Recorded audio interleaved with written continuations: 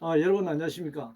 2023년 제15주차 4월 10일에서 4월 16일 사이 주간 정세 동향에 대해서 말씀드리겠습니다. 먼저 정치 분야입니다.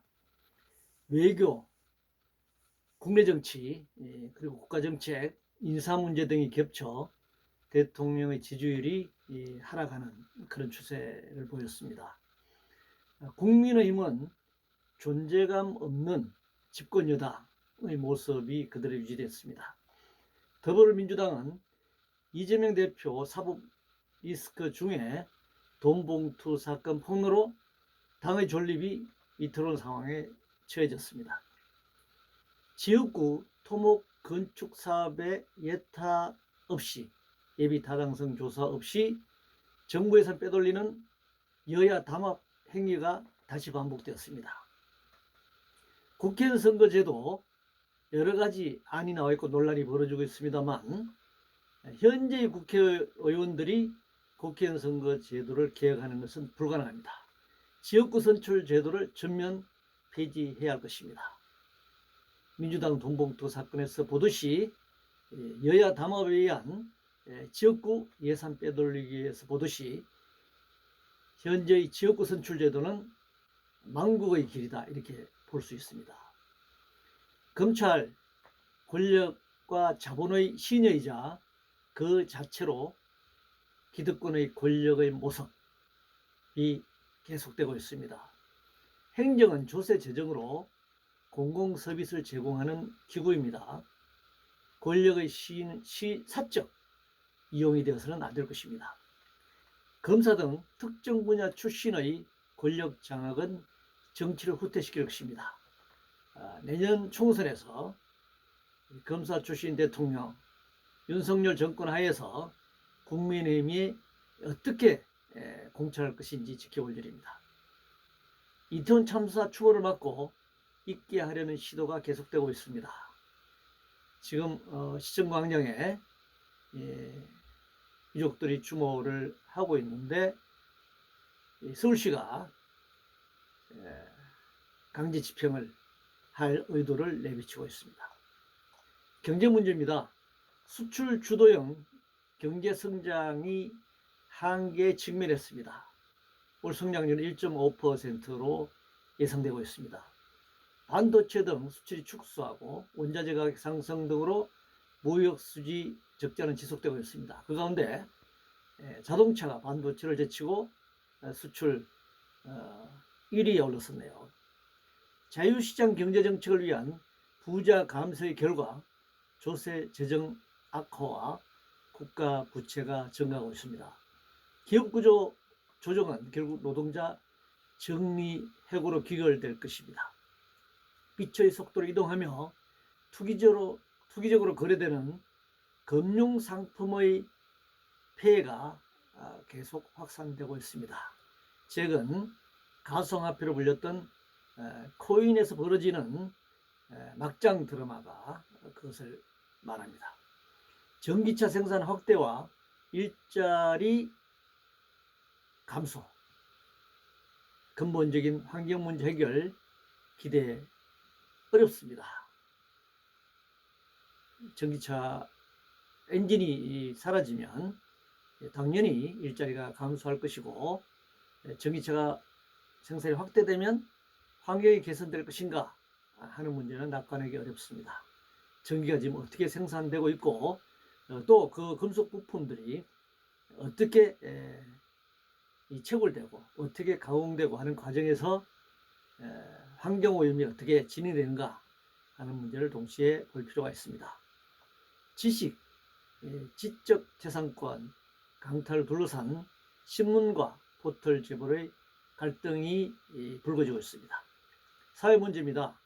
미분양 주택이 늘어나는데 청년들은 전세 사기를 당해 목숨을 끊는 상황이 확대되고 있습니다. 1가구 1주택, 공공임대주택, 주거의 공공성, 주택의 공공성 문제는 요원한 상황입니다. 권력을 가진 자들, 정치인들의 다수는 강남의 수십억짜리 아파트에 살면서 서민들의 이 전월세 문제와 자기 집 갖기 위한 그 피눈물 나는 노력에 대해서 알지 못하기 때문에 이들은 이런 정책을 펼쳐지 않을 것이고 또 펼 수 없을 것입니다. 대학 1,000원 아침밥 포함 대학 등록금 무상화 방안을 제시해야 할 것입니다. 이명박 정권이 대선 후 공약으로 내걸었던 반값 등록금이 얘기가 10년이 넘었습니다. 이제 대학생 수도 엄청나게 줄어드는 상황에서 등록금 무상화, 대학 무상화의 전면적 실시에 돌입할 때가 되었습니다. 간호법을 둘러싼 갈등 해소를 위해 공공의료정책 수립과 직종 간 갈등 해소 방안을 찾아야 할 것입니다. 가짜뉴스에 대한 사회적 토론이 필요한 때입니다. 서로 가짜뉴스라고 지금 주장하고 있는 것이죠. KBS 수신료 분리하면 별도 재정이 필요합니다. 수신료 폐지하고 정부가 책임지는 것이 옳다라고 생각하고 방송통신의 구성에 대통령 개입하지 말아야 한다. 법을 바꿔야죠. 안전불감증을 넘어 재난이 발생하는 구조적인 문제를 해결해야 할 것입니다. 마약 감독과 단속을 넘어 초등학교 때부터 교육을 강화해야 할 것입니다. 구조적 폭력 구조가 학교 폭력에 이어지고 있고 이 학교 폭력 자체도 구조적으로 지금 해결되기 어려운 수렁에 빠져들고 있습니다. 입양에 대한 사후 관리와 한부모 가정에 대한 양육을 국가가 책임지겠다라고 얘기하고 있는데 진짜 그렇게 될지 지켜볼 문제입니다. 노인 빈곤율 OECD 1위인 나라, 독거노인 70%가 빈곤 상태인데 지금 국민연금과 기초연금을 통합 논의하려는 시도가 이어지고 있고 기초연금 지급 대상을 현재 하위 70%에서 하위 40%로 낮춰야 한다. 이런 주장이 지금 나오고 있습니다. 독거노인 빈곤율이 70%인데 10명 중에 7명이 빈곤한 상태인데 기초연금을 10명 중에 4명만 지급하겠다. 안 될 소리입니다.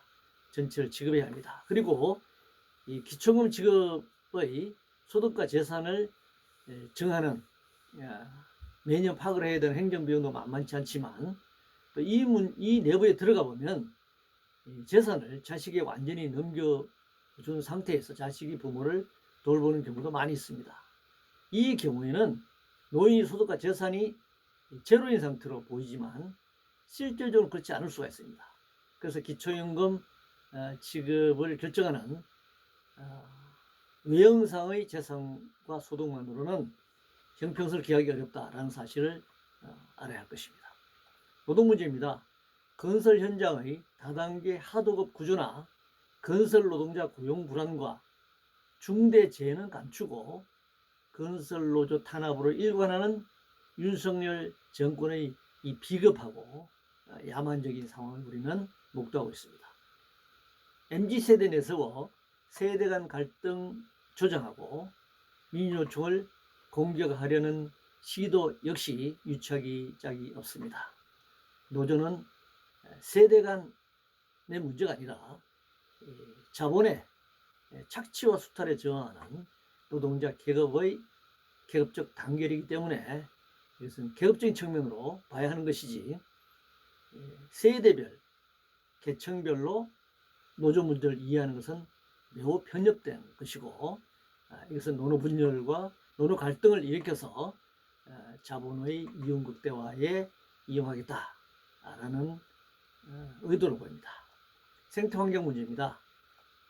자본의 이익을 위해 온실가스를 늘려 기후재난을 자초할 것인지 윤석열 정부에게 묻지 않을 수 없습니다. 산불 피해 막기 위한 사전 교육과 적극적인 대책을 마련해야 할 것입니다.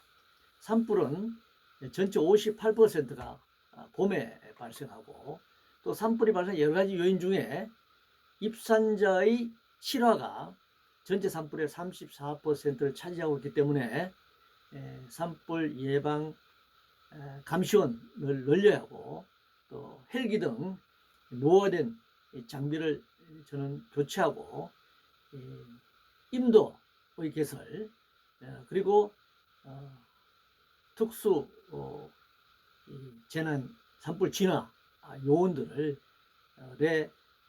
처우를 개선하는 등 전면적인 개혁이 필요하다 이렇게 생각합니다.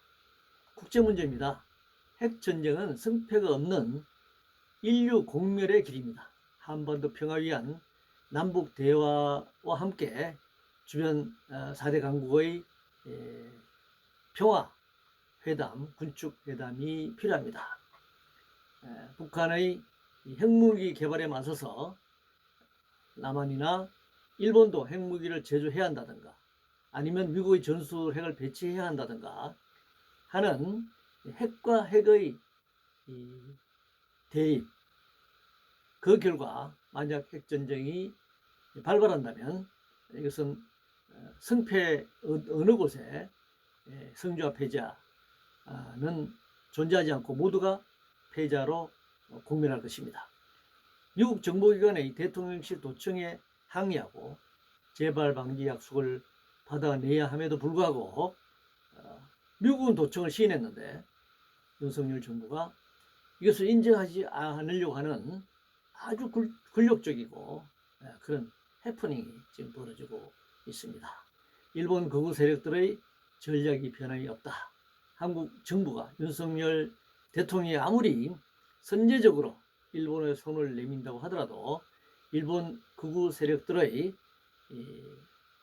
세계 전략, 한반도 동북아 전략은 결코 일제 식민 지배 시대의 제국주의 침략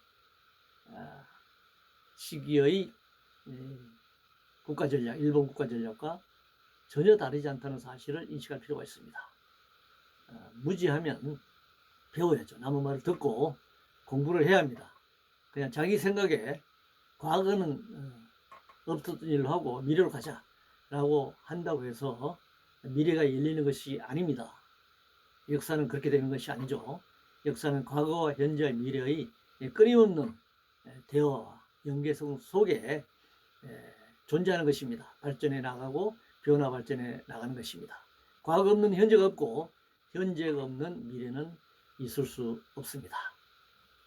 미중 갈등과 한중 관계가 점점 악화되고 있습니다. 최근에는 이 한국과 러시아의 관계도 우크라이나 전쟁과 무기 수출을 둘러싸고 점점 그 갈등이 증폭되고 있는 상황입니다.